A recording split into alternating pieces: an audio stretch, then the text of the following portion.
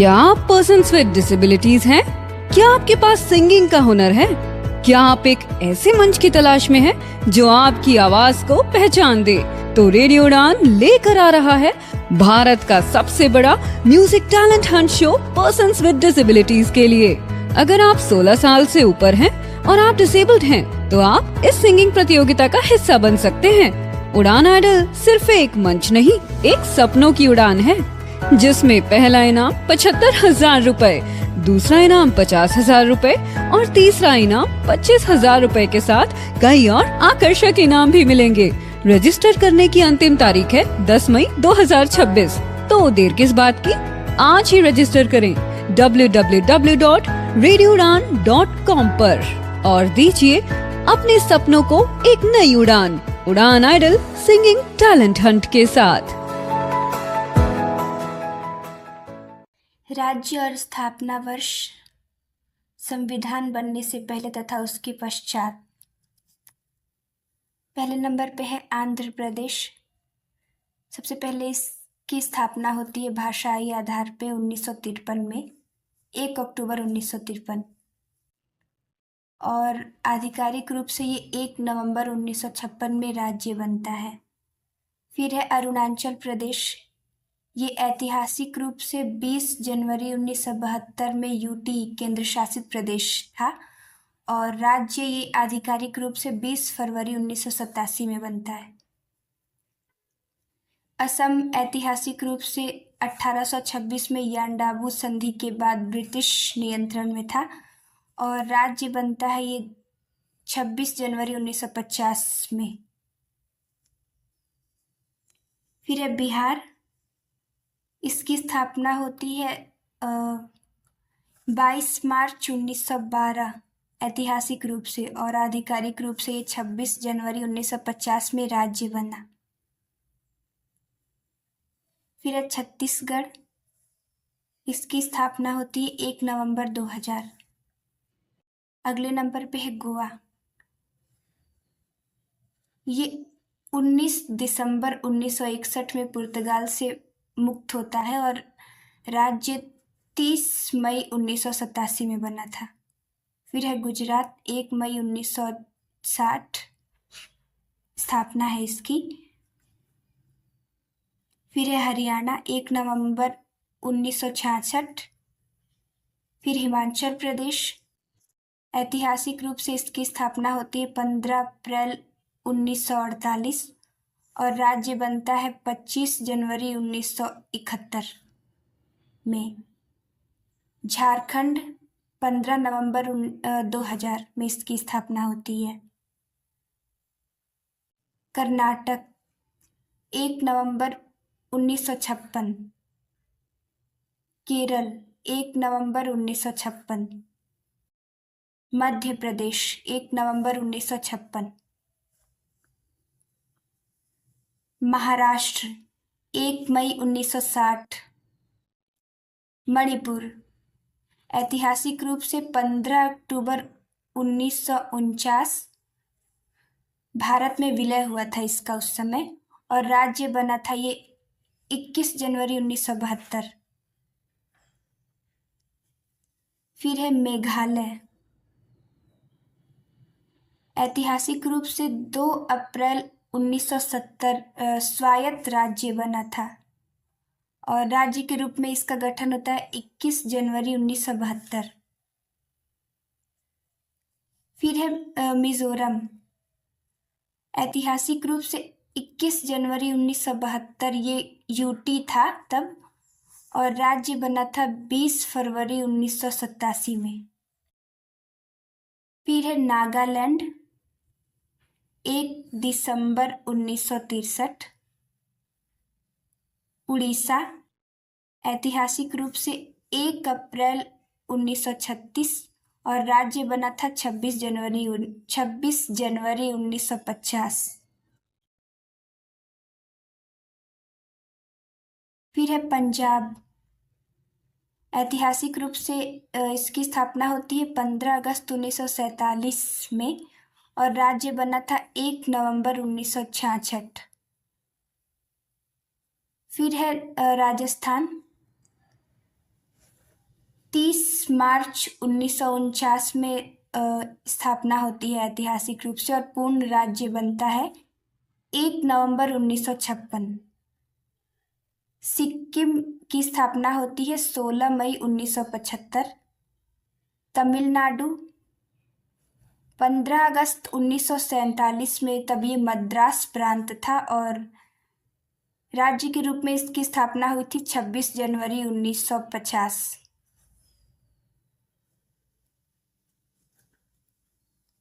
फिर तेलंगाना 2 जून 2014 में स्थापना होती है इस राज्य की। त्रिपुरा 15 अक्टूबर 1949 ऐतिहासिक रूप से इसकी स्थापना होती है, और राज्य के रूप में ये बनता है आधिकारिक तौर पे 21 जनवरी 1972 में। फिर है उत्तर प्रदेश 24 जनवरी 1950 में नाम परिवर्तन होता है, और हाँ, वही नाम परिवर्तन होता है ऐतिहासिक रूप से 24 जनवरी 1950 मान के चलेंगे, और राज्य के रूप में 26 जनवरी 1950 में स्थापित होता है। फिर है उत्तराखंड 9 नवंबर 2000 में स्थापना होती है इस राज्य की, और लास्ट है पश्चिम बंगाल। इसकी ऐतिहासिक रूप से 15 अगस्त 1947 में स्थापना होती है, और राज्य बनता है 26 जनवरी 1950। Thank you. नमस्कार, आदाब, सत श्री अकाल दोस्तों, मैं हूं आपका होस्ट एंड दोस्त राजेंद्र ठाकुर। आप सुन रहे हैं रेडियो उड़ान फ्लाइट ऑफ फ्लाइट। और दोस्तों, शुरू हो चुका है हमारा साप्ताहिक कार्यक्रम जीके कैप्सूल, जो आपके ज्ञान को रखे कूल।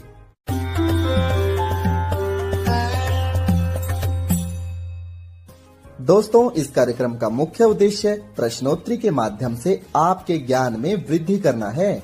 कार्यक्रम का प्रसारण हर सोमवार रात 10 बजे और पुनः प्रसारण हर मंगलवार शाम 5 बजे से रेडियो उड़ान द्वारा किया जाता है। आइए शुरू करते हैं प्रश्नोत्तरी का सिलसिला, लेकिन उससे पहले एक छोटा सा ब्रेक। क्या आप डिसेबिलिटी के बारे में सटीक और विश्वसनीय जानकारी जानना चाहते हैं? तो विजिट करें disability.390.org। ये वेबसाइट एक ऐसा मंच है जहां आपके सवालों को मिलेंगे विशेषज्ञों से उत्तर। आपको मिलेंगे सेल्फ एडवोकेसी की प्रेरणादायक कहानियों के वीडियोस। इतना ही नहीं, engaging games, valuable resources, inclusive music video और ढेर सारी ऑथेंटिक इन्फॉर्मेशन। दिव्यांगता से जुड़े अपने सवालों के जवाब खोजिए, अपनी क्यूरियोसिटी को एक्सप्लोर कीजिए वेबसाइट पर डाइविंग डीप सेगमेंट के साथ। तो देर किस बात की, आज ही विजिट करें disability.trinayani.org और disability.390 के साथ मिलकर बनाएं समावेशी समाज।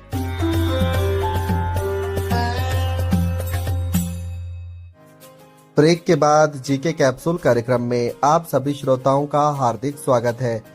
दोस्तों, आज है 4 मई, दिन सोमवार, सन 2026।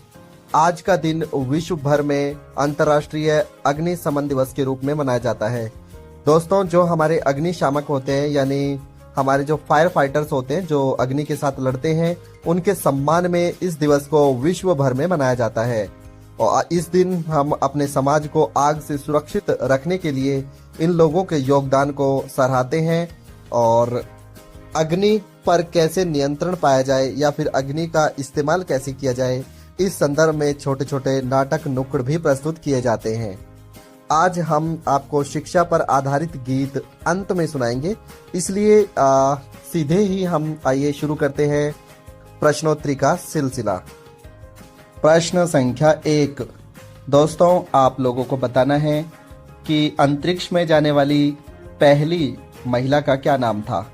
ये सन 1963 में अंतरिक्ष में गई थी, और आपके ऑप्शंस रहेंगे A Mariana, B William God, C option है वैलेंटीना, और ऑप्शन डी रहेगा आर्यन सुबलंका। बिल्कुल सही दोस्तों, वैलेंटीना ये सन 1963 में अंतरिक्ष में जाने वाली पहली महिला थी। इससे पहले सन 1961 में यूरी गागरिन अंतरिक्ष में गए थे। प्रश्न संख्या 2। दोस्तों आप लोगों को बताना है हाल ही में कम दूरी की मारक क्षमता वाली बैलिस्टिक मिसाइल हवान 11GA का परीक्षण किस देश ने सफलतापूर्वक किया है। आपके ऑप्शंस रहेंगे ए चाइना ने, बी उत्तर कोरिया ने, सी दक्षिण कोरिया ने या ऑप्शन डी ताइवान ने। बिल्कुल सही दोस्तों, उत्तर कोरिया ने इस बैलिस्टिक मिसाइल का सफलतापूर्वक परीक्षण किया है। ये कम दूरी की एक बैलिस्टिक मिसाइल है। नॉर्थ कोरिया की राजधानी है प्यांगयांग और दोस्तों नॉर्थ कोरिया और दक्षिण कोरिया को 38 डिग्री अक्षांश रेखा विभाजित करती है। प्रश्न संख्या 3। दोस्तों आप लोगों को बताना है हाल ही में किस राज्य अथवा केंद्र शासित प्रदेश में वर्ष भर यानी पूरे ईयर जल की उपलब्धता को सुनिश्चित करने के लिए हिम सरोवर प्रोजेक्ट लॉन्च किया गया है। आपके ऑप्शंस रहेंगे ए लद्दाख में, बी महाराष्ट्र में, सी अरुणाचल प्रदेश में या ऑप्शन डी सिक्किम में। बिल्कुल सही दोस्तों, हिम सरोवर प्रोजेक्ट जो है वो लद्दाख में शुरू किया गया है। जैसा कि हम लोग जानते हैं कि लद्दाख में बहुत सारे ग्लेशियर हैं, तो उन ग्लेशियर से जो पानी पिघल के आएगा वो आसपास के जो सरोवर होंगे उनमें इकट्ठा होगा और उस पानी को ठीक करके जनता तक या कृषि के लिए इस्तेमाल में किया जाएगा ताकि वो पानी खराब ना हो और बह करके नदियों में सागर तक ना जाए। तो ऐसा करने से जो हमारे ग्लेशियर हैं उनका सदुपयोग भी होगा और वहाँ पर रहने वाली जनता को पर्याप्त मात्रा में वर्ष भर पानी भी मिल सकेगा। लद्दाख की जो है राजधानी का नाम आप लोगों को कमेंट बॉक्स में बताना है और साथ में बताना है कि लद्दाख में कितने जिले हैं। प्रश्न संख्या 4। दोस्तों आप लोगों को बताना है हाल ही में मेंटेनेंस कमांडर कॉन्क्लेव 2026 का आयोजन किस शहर में किया गया। आपके ऑप्शंस रहेंगे ए पुणे में, बी नासिक में, सी नागपुर में या ऑप्शन डी मुंबई में। बिल्कुल सही दोस्तों, इस कॉन्क्लेव का जो आयोजन है वो नागपुर में किया गया है। दोस्तों इस कॉन्क्लेव का उद्देश्य है कि जो भारतीय सेनाएं हैं उनके बीच में तालमेल को और बेहतर करना और वेपन चलाने से संबंधित या फिर जो हमारी कमांड्स होती हैं उनसे संबंधित एफिशिएंसी यानी क्षमता को बढ़ाना ताकि युद्ध के समय जो कोऑर्डिनेशन है वो आसानी से हो सके, किसी भी प्रकार की भूल न हो। तो इसमें हमारी तीनों सेनाएं शामिल थी। प्रश्न संख्या 5। दोस्तों आप लोगों को बताना है हाल ही में सिक्किम का पहला रेडियो स्टेशन, ये कम्युनिटी रेडियो है, ये शुरू हुआ है जिसका नाम है सिक्किम सुंदरी। इसकी फ्रीक्वेंसी कितनी होगी। आपके ऑप्शंस रहेंगे ए 88.1, बी 88.2, सी 88.3 या ऑप्शन डी 88.4। बिल्कुल सही दोस्तों, 88.4 पर सिक्किम सुंदरी रेडियो सुना जा सकेगा। दोस्तों सिक्किम सुंदरी रेडियो में जो वहाँ की भाषा है उसी में कार्यक्रम प्रसारित किए जाएंगे और किसी भी प्रकार की कोई घटना आसपास होती है, चाहे वो प्राकृतिक घटना हो या फिर कोई इंसानी हस्तक्षेप हो, तो उनके बारे में समय समय पर सूचनाएं दी जाएंगी और साथ ही सिक्किम के कल्चर को भी प्रमोट करने का काम किया जाएगा। ये रेडियो स्टेशन भारतीय सेना द्वारा स्थापित किया गया है। भारत में सिक्किम का जो विलय है वो 1975 में हुआ था और जहां तक मुझे याद है ये संविधान का 36वां संशोधन था। तो 36वें संविधान संशोधन द्वारा सन 1975 में सिक्किम भारत में शामिल हुआ था। सिक्किम की राजधानी गैंगटोक है। कमेंट बॉक्स में आप लोग बताएं कि सिक्किम में कितने जिले हैं। प्रश्न संख्या 6। दोस्तों आप लोगों को बताना है हाल ही में फंड्स ऑफ फंड जो स्टार्टअप इंडिया के लिए लॉन्च किया गया है, ये 2.0 है। इसमें कितने रुपए की धनराशि सरकार ने निकाली है। आपके ऑप्शंस रहेंगे ए लगभग 10,000 करोड़ रुपए, बी लगभग 12,000 करोड़ रुपए, सी लगभग 14,000 करोड़ रुपए या ऑप्शन डी लगभग 16,000 करोड़ रुपए। बिल्कुल सही दोस्तों, लगभग 10,000 करोड़ रुपए की राशि फंड्स ऑफ फंड 2.0 2026 में स्टार्टअप इंडिया के तहत भारत सरकार ने निकाली है। ये राशि स्टार्टअप इंडिया जो स्कीम है हमारी 2016 में ये स्कीम चालू हुई थी। तो इन स्टार्टअप्स जो नए नए स्टार्टअप्स होते हैं उनको शुरू करने के लिए, उनको बल प्रदान करने के लिए ये पैसा खर्च किया जाएगा। प्रश्न संख्या 7। दोस्तों आप लोगों को बताना है कि WWF यानी वर्ल्ड वाइल्ड लाइफ फंड, इसे हिंदी में कहते हैं विश्व वन्यजीव कोष, स्थापना कब हुई थी? आपके ऑप्शंस हैं A 1955, B 1959, C 1961 या ऑप्शन D 1971। बिल्कुल सही दोस्तों, 1961 में WWF की स्थापना होती है। दोस्तों रेड डाटा बुक यही संस्था जारी करती है और इसके साथ साथ इसका जो लोगो है वो है रेड पांडा और इसका मुख्यालय स्विट्जरलैंड के ग्लेन में स्थित है। ग्लेन स्विट्जरलैंड में इसका मुख्यालय है। प्रश्न संख्या 8। दोस्तों आप लोगों को बताना है वर्ष 2030 तक जल सुरक्षा प्रदान करने के लिए वाटर फॉरवर्ड पहल किस इंस्टीट्यूट ने की है? आपके ऑप्शंस होंगे A reserve bank of India, B option है IIT दिल्ली, C ऑप्शन है इंटरनेशनल मॉनेटरी फंड या ऑप्शन D वर्ल्ड बैंक। बिल्कुल सही दोस्तों, ये पहल वर्ल्ड बैंक ने शुरू की है। वर्ल्ड बैंक की स्थापना 1944 में होती है। दोस्तों इसी के साथ एक और संस्था IMF इंटरनेशनल मॉनेटरी फंड, इसकी स्थापना भी 1944 में होती है। WF और IMF दोनों को ट्विन सिस्टर के नाम से भी जाना जाता है। IMF है यानी इंटरनेशनल मॉनेटरी फंड, इसकी मुद्रा है स्पेशल ड्राइंग राइट्स, SDR इसे कहते हैं हम। और WF और IMF दोनों के मुख्यालय अमेरिका की राजधानी वॉशिंगटन DC में है। प्रश्न संख्या 9। दोस्तों आप लोगों को बताना है कि सूत्र पहल किस मंत्रालय ने शुरू की है? आपके ऑप्शंस रहेंगे A कपड़ा मंत्रालय, B गृह मंत्रालय, C सुरक्षा मंत्रालय या ऑप्शन D विदेश मंत्रालय। बिल्कुल सही दोस्तों, वैश्विक स्तर पर भारत के कपड़ों को पहचान देने के लिए और हमारे हथकरघा मजदूरों को मजबूती प्रदान करने के लिए सूत्र पहल कपड़ा मंत्रालय ने शुरू की है। दोस्तों वर्ल्ड बैंक को हम IBRD international bank for reconstruction and development इस नाम से भी जानते हैं और भारतीय कपड़ा विश्व भर में प्रसिद्ध है और इसी प्रसिद्धि को उत्कृष्ट स्थान दिलाने के लिए भारतीय कपड़ा मंत्रालय ने सूत्र पहल शुरू की है। प्रश्न संख्या 10। दोस्तों आप लोगों को बताना है हाल ही में बेतवा और केन नदी जोड़ो परियोजना के विरोध में किस राज्य की महिलाओं ने चीता आंदोलन शुरू किया है? ये वही चीता है जो शमशान घाट में होती है। तो चीता आंदोलन किसने शुरू किया है? राज्य का नाम आपको बताना है। आपके ऑप्शंस रहेंगे A Chhattisgarh, B Jharkhand, C Madhya Pradesh या ऑप्शन D गुजरात। बिल्कुल सही दोस्तों, चीता आंदोलन की शुरुआत मध्य प्रदेश के छतरपुर से हुई है।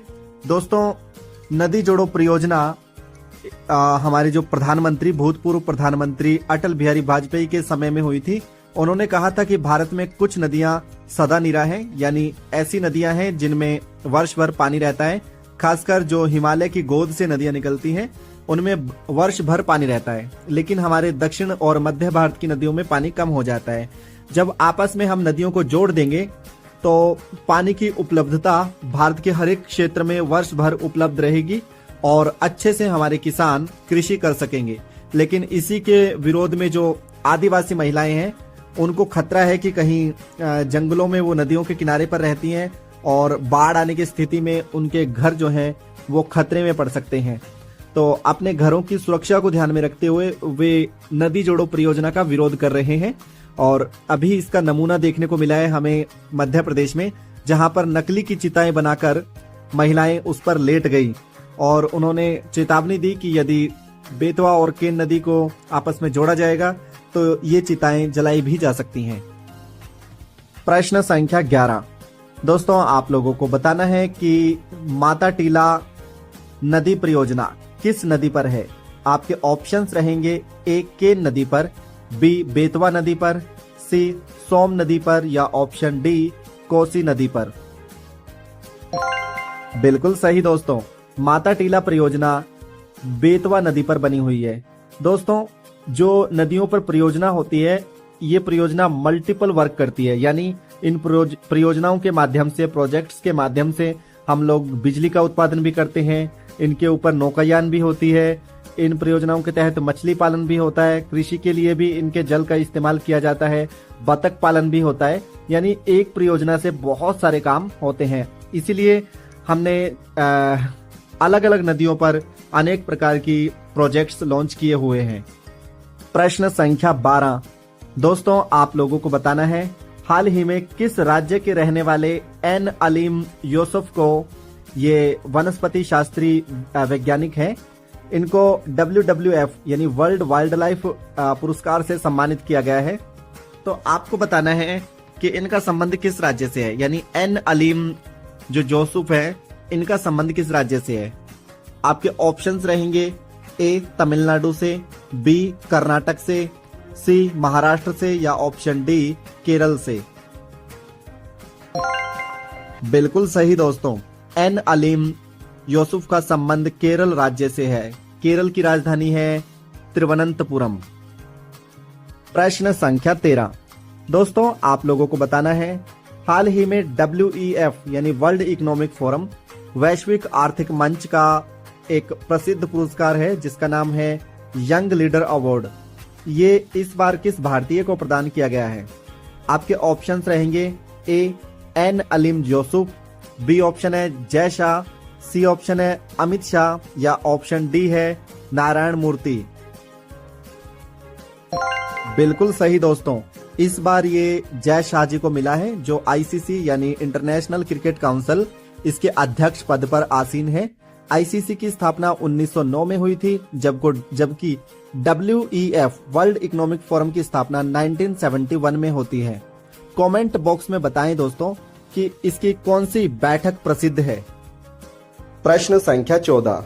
दोस्तों, आप लोगों को बताना है हाल ही में विश्व मलेरिया दिवस कब मनाया गया, और आपके विकल्प हैं ए 21 अप्रैल, बी 22 अप्रैल, सी 24 अप्रैल, या ऑप्शन डी 25 अप्रैल।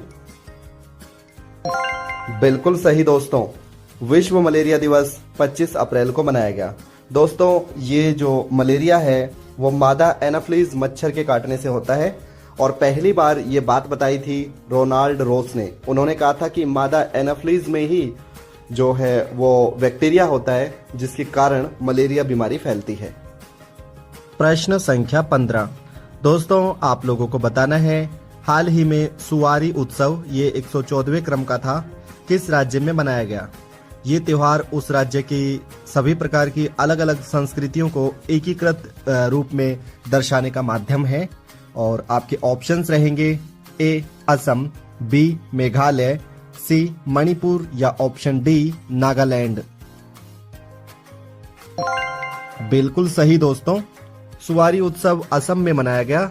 इस त्योहार के अंतर्गत हाथियों की लड़ाई, घोड़ों की आपस में लड़ाई और इसके साथ साथ बिहू के दृश्य देखने को मिले। दोस्तों, ये त्योहार कृषि के देवता को खुश करने के लिए मनाया जाता है।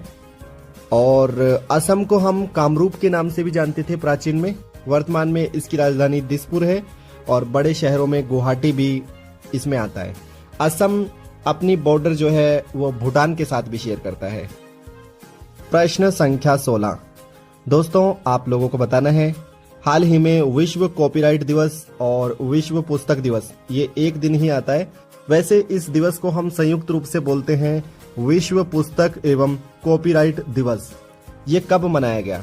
आपके ऑप्शंस रहेंगे ए 21 अप्रैल, बी 22 अप्रैल, सी 23 अप्रैल, या ऑप्शन डी 24 अप्रैल। बिल्कुल सही दोस्तों, ये दिवस मनाया गया 23 अप्रैल को। दोस्तों, 23 अप्रैल को विश्व पुस्तक के साथ साथ विश्व राजधानी भी घोषित की गई इस दिन। इस बार मोरक्को की राजधानी रब्बात को विश्व पुस्तक राजधानी घोषित किया गया। जब ये पहली बार दिवस मनाया गया था, यानी विश्व पुस्तक एवं कॉपीराइट दिवस, तो उस समय स्पेन की राजधानी मैड्रिड को विश्व पुस्तक राजधानी के रूप में घोषित किया गया था। आपको कमेंट बॉक्स में बताना है कि पहली बार विश्व पुस्तक दिवस एवं कॉपीराइट दिवस कब मनाया गया था। दोस्तों, एक खास जानकारी है कि विश्व पुस्तक दिवस और कॉपीराइट दिवस इसलिए मनाया जाता है 23 अप्रैल को क्योंकि विलियम शेक्सपियर का जन्म इस दिन हुआ था। प्रश्न संख्या 17। दोस्तों, आप लोगों को याद ही होगा कि हाल ही में वंदे मातरम को 150 वर्ष कंप्लीट हो चुके हैं। इस उपलक्ष्य में भारत के किसी मंत्रालय ने वीएम फ्रेम्स, यहाँ पे वीएम का अर्थ होगा वंदे मातरम, तो वीएम फ्रेम्स राष्ट्रीय फिल्म निर्माण प्रतियोगिता शुरू की है। ये किस मंत्रालय द्वारा शुरू की गई है? ये पहल किस मंत्रालय द्वारा शुरू की गई है? और आपके ऑप्शंस रहेंगे ए गृह मंत्रालय, बी रक्षा मंत्रालय, सी विदेश मंत्रालय या ऑप्शन डी संस्कृति मंत्रालय। बिल्कुल सही दोस्तों, संस्कृति मंत्रालय द्वारा ये पहल की गई है, यानी कल्चर मिनिस्ट्री। दोस्तों, इसमें यानी वीएम फ्रेम्स राष्ट्रीय फिल्म निर्माण प्रतियोगिता के अंतर्गत यदि आपकी रील, आपको इंस्टा पर रील बनाते हो और वो पहला स्थान प्राप्त करती है तो आपको 1.5 लाख रुपए की राशि दी जाएगी। यदि आप एआई का इस्तेमाल करके कोई शॉर्ट मूवी बनाते हो वंदे मातरम में और वो पहले स्थान पर आती है तो आपको 5 लाख रुपए की राशि प्रदान की जाएगी। और इसके साथ साथ यदि आप ह्यूमंस के साथ कोई शॉर्ट मूवी वंदे मातरम पे बनाते हो तो आपको 15 लाख रुपए की राशि इसमें प्रदान की जाएगी। तो आप लोग प्रयास कर सकते हैं। प्रश्न संख्या 18। दोस्तों, आप लोगों को बताना है हाल ही में अंतर्राष्ट्रीय जल सप्ताह, ये 9वें क्रम का था, तो 9वें क्रम का अंतर्राष्ट्रीय जल सप्ताह भारत के किस शहर में मनाया गया? इस जल सप्ताह में लगभग 11 देशों ने भाग लिया था और आपके ऑप्शंस रहेंगे ए कलकत्ता, बी दिल्ली, सी चेन्नई या ऑप्शन डी बेंगलुरु। बिल्कुल सही दोस्तों, अंतर्राष्ट्रीय जल सप्ताह इस बार भारत के नई दिल्ली में स्थित भारत मंडपम में मनाया गया था। दोस्तों, जल के प्रति जागरूक रहना और जल का ध्यान रखना हम सब लोगों की जिम्मेवारी है, क्योंकि जल प्रदूषित होगा तो ये हमारे आने वाली पीढ़ी को नुकसान पहुंचाएगा। प्रश्न संख्या 19। दोस्तों, आप लोगों को बताना है कि हाल ही में किस भारतीय पूर्व सांसद को यूके के अंदर global green of icon award 2026 से सम्मानित किया गया है। इस पुरस्कार का संबंध पर्यावरण से है और आपके ऑप्शंस रहेंगे ए संतोष कुमार, बी ऑप्शन है चिराग ठाकुर, सी ऑप्शन रहेगा अश्विनी वैष्णव या ऑप्शन डी रहेगा अरुण तपन। बिल्कुल सही दोस्तों, संतोष कुमार को global green of icon award 2026 से सम्मानित किया गया है।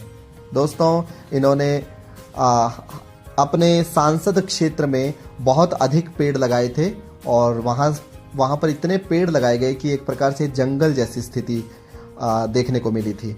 इसी कार्य की वजह से इनको इस पुरस्कार से सम्मानित किया गया है। प्रश्न संख्या 20।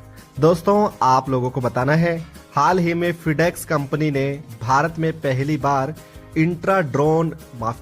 इंट्रासिटी ड्रोन डिलीवरी सिस्टम की टेस्टिंग की है। ये टेस्टिंग किस शहर में की गई है?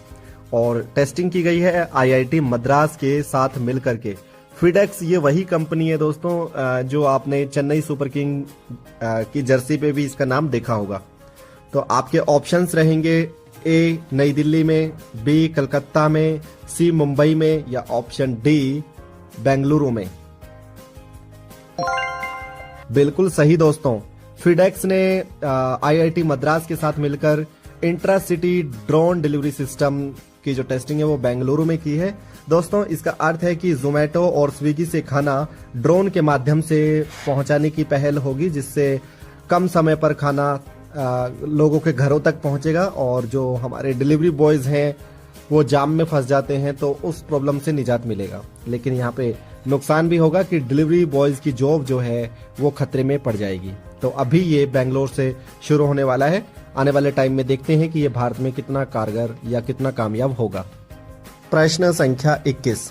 दोस्तों, आप लोगों को बताना है हाल ही में 61वें क्रम का फेमिना मिस इंडिया वर्ल्ड 2026 का खिताब किसने जीत लिया है? हिंट के तौर पे बता देता हूं कि आपको ये गोवा राज्य की रहने वाली हैं। आपके ऑप्शंस रहेंगे A Sadhvi Satish Sail, B option है हरनाथ संधू, सी ऑप्शन है मीना कुमारी या ऑप्शन डी राहिता सेना। बिल्कुल सही दोस्तों, साध्वी सतीश सेल ने फेमिना मिस इंडिया वर्ल्ड 2026 का खिताब जीत लिया है। यानी अब ये जो मिस वर्ल्ड का कंपटीशन आगे होगा उसमें भारत की तरफ से प्रतिभाग करेंगी। प्रश्न संख्या 22 दोस्तों, आप लोगों को बताना है निम्नलिखित में से कौन सा भारत का शहर है जो काकरिया झील के किनारे पर बसा हुआ है। और आपके ऑप्शंस रहेंगे ए फरीदाबाद, बी हैदराबाद, सी देहरादून या option D Ahmedabad.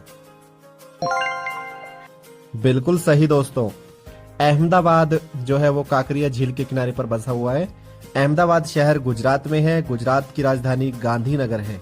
Comment box में बताएं कि गुजरात के वर्तमान में मुख्यमंत्री कौन है। प्रश्न संख्या 23 दोस्तों, आप लोगों को बताना है हाल ही में भारत का पहला राज्य कौन सा बना है जिसने पर्यटन को आकर्षित करने के लिए अपने यहाँ मरीन स्पेशल प्लान यानी समुद्र के किनारे जो स्पेशल प्रकार की एक्टिविटीज होंगी तो उसी से रिलेटेड है ये मरीन स्पेशल प्लान लॉन्च किया है। और आपके ऑप्शंस रहेंगे ए गुजरात, बी उड़ीसा, सी आंध्र प्रदेश या ऑप्शन डी तमिलनाडु। बिल्कुल सही दोस्तों, मरीन स्पेशल प्लान जो है वो उड़ीसा ने शुरू किया है। उड़ीसा की राजधानी भुवनेश्वर है। कमेंट बॉक्स में बताएं दोस्तों कि भुवनेश्वर किस नदी के किनारे पर बसा हुआ है। प्रश्न संख्या 24 दोस्तों, आप लोगों को बताना है कि भारत के कौन से राज्य ने अंग्रेजी भाषा के साथ साथ गारो और खासी भाषा को भी आधिकारिक राज्य भाषा का दर्जा प्रदान किया है। आपके ऑप्शंस रहेंगे ए मेघालय, बी पश्चिम बंगाल, सी त्रिपुरा या ऑप्शन डी सिक्किम।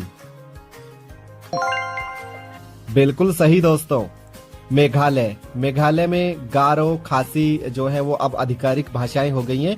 यहाँ पर दोस्तों जैंतिया भी एक जनजाति है और ये 3 पहाड़ों के नाम भी हैं, यानी गारो, खासी और जैंतिया। ये भाषाएं भी हैं और पहाड़ भी हैं और ट्राइब्स भी हैं, यानी जनजातियों के नाम भी है। इनमें से गारो और खासी को अब राज्य की आधिकारिक भाषा के साथ दर्जा प्राप्त हुआ है। अब मेघालय में 3 भाषाएं हैं, अंग्रेजी, गारो और खासी। दोस्तों कमेंट बॉक्स में बताएं कि मेघालय में कितने नेशनल पार्क हैं। प्रश्न संख्या 25 दोस्तों, आप लोगों को बताना है कि बालपक्रम नेशनल पार्क किस राज्य में है। और आपके ऑप्शंस रहेंगे ए हिमाचल प्रदेश में, बी सिक्किम में, सी त्रिपुरा में या ऑप्शन डी मेघालय में।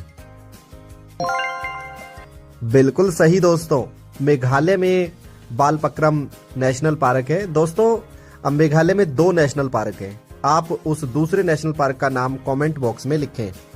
प्रश्न संख्या 26 दोस्तों, आप लोगों को बताना है हाल ही में टाटा स्टील ने एसएमएस कंपनी के साथ हस्ताक्षर या MoU memorandum of understanding sign किया है कि वो भारत के किसी राज्य में इजी मेल्ट टेक्निक लगाने जा रहा है।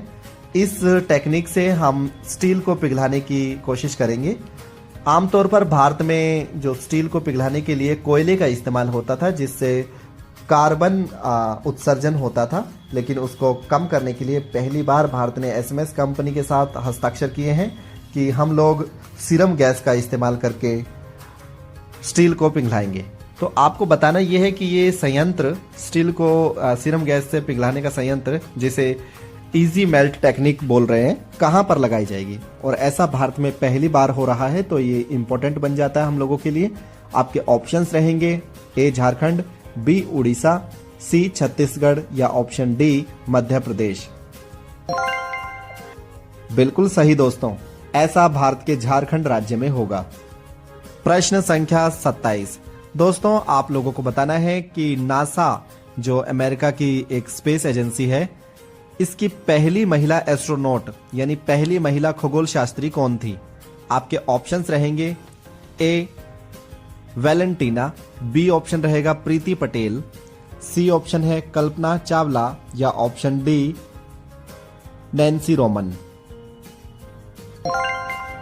बिल्कुल सही दोस्तों, नैन्सी रोमन। दोस्तों नैन्सी रोमन नासा की पहली एस्ट्रोनॉट थी और हाल ही में इन्हीं के नाम पर इन्होंने एक टेलीस्कोप बनाया है जिसका नाम है रोमन स्पेस टेलीस्कोप। और इस टेलीस्कोप का इस्तेमाल किया जाएगा डार्क एनर्जी को ढूंढने के लिए। ऐसा माना जाता है कि अभी हमने ब्रह्मांड का केवल 5% हिस्सा ही खोजा है और बाकी का हिस्सा खोजने के लिए अब रोमन स्पेस टेलीस्कोप का इस्तेमाल किया जाएगा। प्रश्न संख्या 28। दोस्तों, आप लोगों को बताना है कि संघाई सहयोग संगठन इसकी रक्षा वार्ता के लिए बैठक वर्ष 2026 में कहां पर आयोजित होगी। और आपके ऑप्शंस रहेंगे ए ब्रिस्केक में, बी ऑप्शन है न्यू संतारा में, सी ऑप्शन इस्लामाबाद में या ऑप्शन डी काठमांडू में। बिल्कुल सही दोस्तों, ब्रिस्केक में इस बार SCO की जो है वो रक्षा वार्ता की मीटिंग होगी। भारत की तरफ से हमारे रक्षा मंत्री राजनाथ सिंह इसमें प्रतिभाग करेंगे।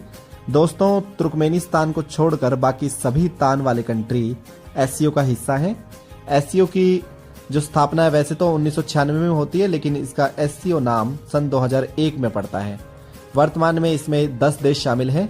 भारत और पाकिस्तान 2017 में इस समूह का हिस्सा बने थे। इसका हेडक्वार्टर चाइना की राजधानी बीजिंग में है। प्रश्न संख्या 29। दोस्तों, आप लोगों को बताना है हाल ही में भारतीय संसद में जो है चर्चा में रही किताब the curious and the classified का संबंध किससे है। और आपके ऑप्शंस रहेंगे ए मनोज मुकुंद नरवड़े जी, बी ऑप्शन है चिराग मित्तल, सी ऑप्शन है गगनदीप सिंह या ऑप्शन डी है सुखबीर खन्ना। बिल्कुल सही दोस्तों, मनोज मुकुंद नरवड़े जी हैं जो ये भारतीय सेना प्रमुख रह चुके हैं पूर्व में। इनकी ये किताब है। इनकी एक और किताब भी चर्चा में थी, 4 स्टार्स ऑफ डेस्टिनी। और अब इनकी एक और किताब चर्चा में है जिसका नाम है क्यूरियस एंड द क्लासिफाइड। इस किताब में इन्होंने सेनाओं के जोश और अन्य आंतरिक गतिविधियों के बारे में बताया है। प्रश्न संख्या 30।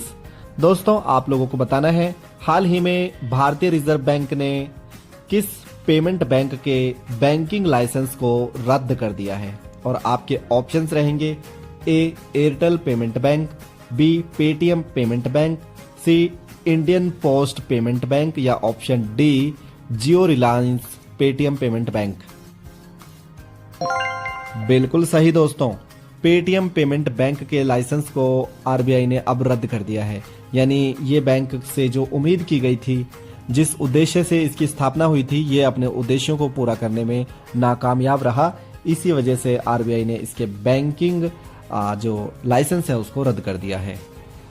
दोस्तों, ये आज का हमारा अंतिम प्रश्न था। हमें उम्मीद है कि जीके कैप्सूल कार्यक्रम आप सभी श्रोताओं को जरूर पसंद आता होगा। हम अपने पिछले कार्यक्रम में भी आप लोगों ने कुछ आवाजें सुनी थी जहां पर हमने स्टैटिक जीके को कवर करने की कोशिश की थी। तो ऐसी पहल हम लगभग शुरू करेंगे। जैसे ही हमें लगेगा कि कोई स्टैटिक टॉपिक आप लोगों का कवर करना है तो उसे हम शुरू में चलवाएंगे, ताकि आप लोग इन प्रश्नों के साथ उन महत्वपूर्ण जानकारियों को जो हमेशा स्थिर रहनी है उन पर भी आप लोगों की पकड़ बन सके और आप लोगों का इंटरेस्ट जाग सके। यदि आप भी कोई स्टैटिक टॉपिक रिकॉर्ड करके हमें देना चाहते हैं तो आप हमें व्हाट्सअप कर सकते हैं 9992242613। फिर मिलेंगे अगले सप्ताह। तब तक के लिए नमस्कार। मैं छोड़ जाता हूं आपको शिक्षा आधारित गीतों के साथ। धन्यवाद।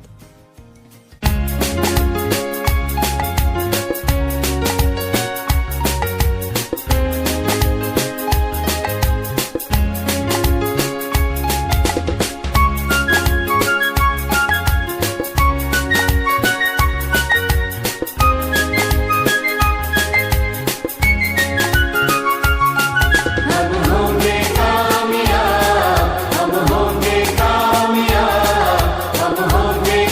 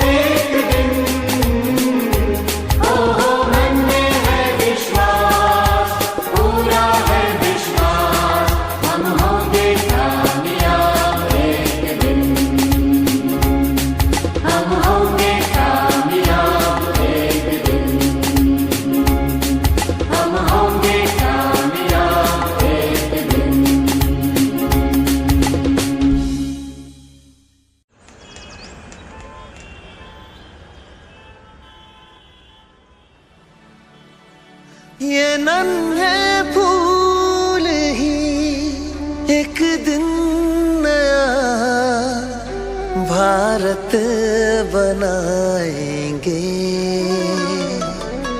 इरादा कर लिया है हम इन्हें ऐसा पढ़ाएंगे।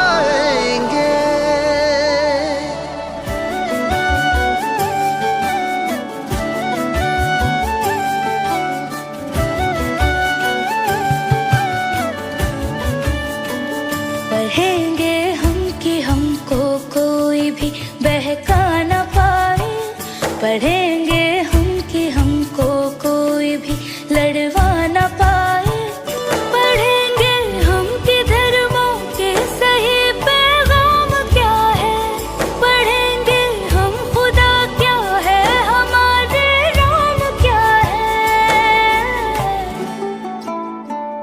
ये नन्हे दीप ही इंसानियत की लौ जलाएंगे। हो इरादा कर लिया है हम इन्हें ऐसा पढ़ाएंगे।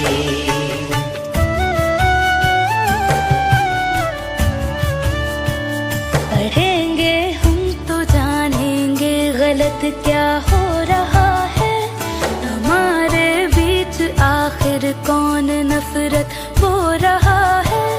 कलम की अब लड़ाई हिंसा और हथियार से है, हमें रहना यहाँ अब अमन से है, प्यार से है। जमाने को हमें अब प्यार से जीना सिखाएंगे। हो इरादा कर लिया है हम इन्हें ऐसा पढ़ाएंगे।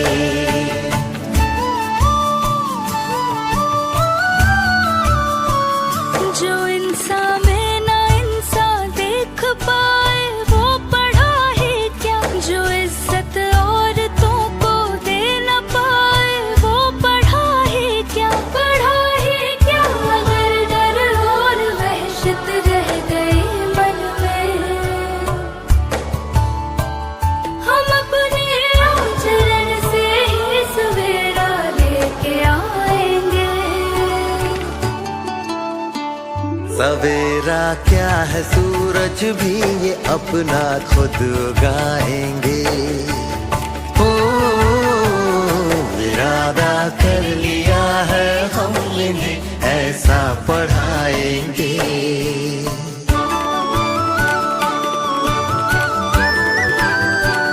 पढ़ेंगे वो जो सिखलाए खुदी पर मान करना, सिखाए देश के आदर्श पर अभिमान करना, हमें विज्ञान से जग को नया विज्ञान देंगे, जहाँ वाले तरक्की में हमारा नाम लेंगे, हमारा नाम लेंगे। ये अपने कल को अपने आज से बेहतर बनाएंगे। हो इरादा कर लिया है हम इन्हें ऐसा पढ़ाएंगे। इरादा कर लिया है हम इन्हें ऐसा पढ़ाएंगे। इरादा कर लिया है हम इन्हें ऐसा पढ़ाएंगे, ऐसा पढ़ाएंगे।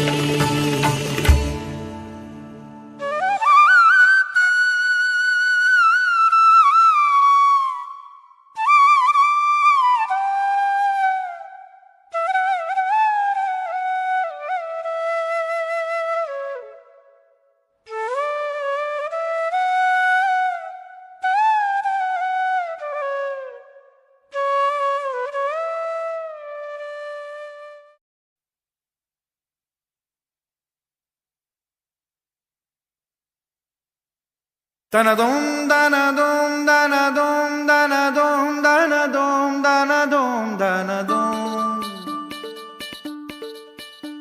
Danadom, danadom, danadom, danadom, danadom, danadom, danadom.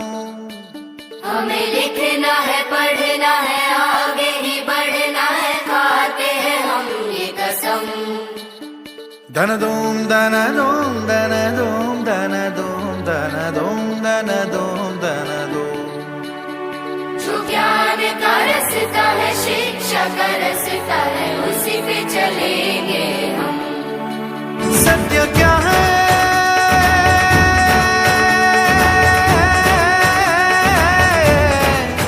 ये सुनो, अपने मन में जान लो।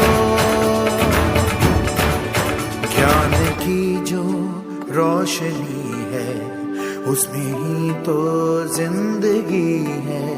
पाओ शिक्षा, पाओ भोजन, स्वस्थ मन हो स्वस्थ जीवन। वो जो शिक्षा पा गया है, वो ही आगे आ गया है। पाओ शिक्षा, पाओ भोजन, स्वस्थ मन हो स्वस्थ जीवन।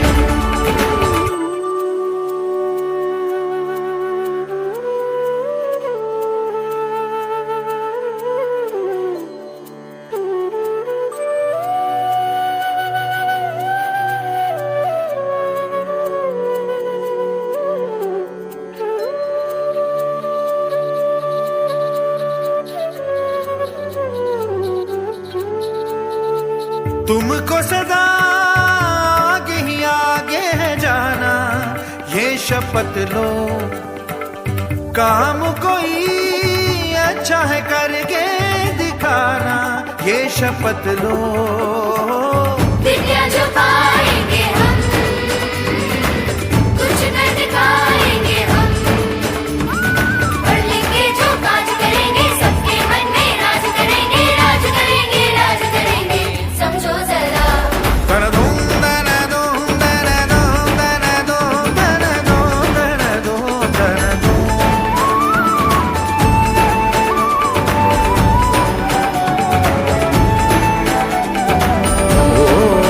ज्ञान की जो रोशनी है, उसमें ही तो जिंदगी है। पाओ शिक्षा, पाओ भोजन, स्वस्थ मन हो स्वस्थ जीवन। गाना दो, गाना दो, गाना दो, गाना लिखना है, पढ़ना है, आगे ही बढ़ना है, खाते हैं होंगे रसों। जो ज्ञान का रास्ता है, शिक्षा का रास्ता है, उसी पे चले। गाना दो, गाना दो, गाना लिखना है, पढ़ना है, आगे ही बढ़ना है, खाते हैं होंगे रसों। जो ज्ञान का रास्ता है, शिक्षा का रास्ता है, उसी पे चलेंगे हम।